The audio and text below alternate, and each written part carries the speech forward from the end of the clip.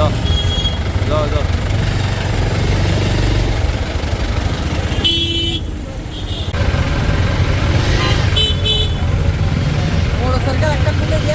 হ্যাঁ, ঘুরতে এসে অবশ্যই ভোগান্তির শিকার, এটা সরকারি একটা উদ্যোগ নেওয়া দরকার ছিল।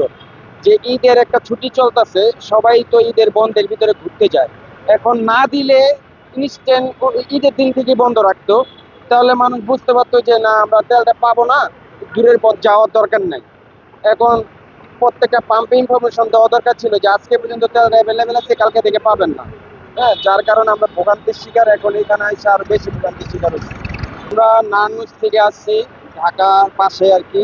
আসার সময় আমরা শিওরে আছি যে তেলটা অ্যাভেলেবেল ছিল, যার কারণে আমরা তেল ভরে আসছি। আসার পরে বিপদে পড়ে গেছি। এখন ওনারা যখন তেল দিছে, ওনারা বলে নাই যে একদিন পর আবার তেল সংকট পড়তে পারে, তাহলে আমরা আসতাম না।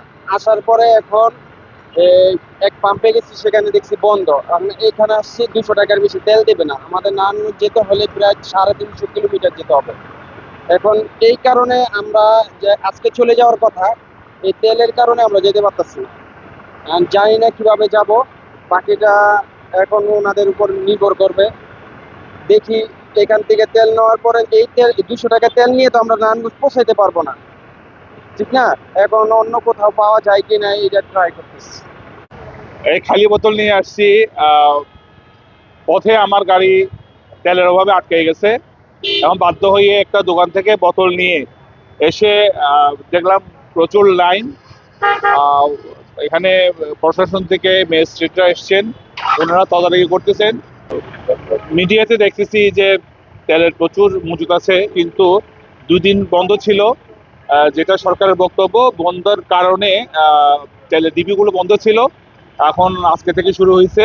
এখন অপেক্ষায় আছি কখন তেল পাবো, কখন আমাদের যে স্বাভাবিক কার্যক্রম আমরা চালাতে পারবো। রাঙামাটি বান্দরবন ঢাকা ট্যুর দিব। আমরা কয়েকজন বন্ধু মিলে আসছি। এখন আসার পরে দেখি আমাদের তেলের যে স্বল্পতা, টাঙ্কিতে তেল নাই।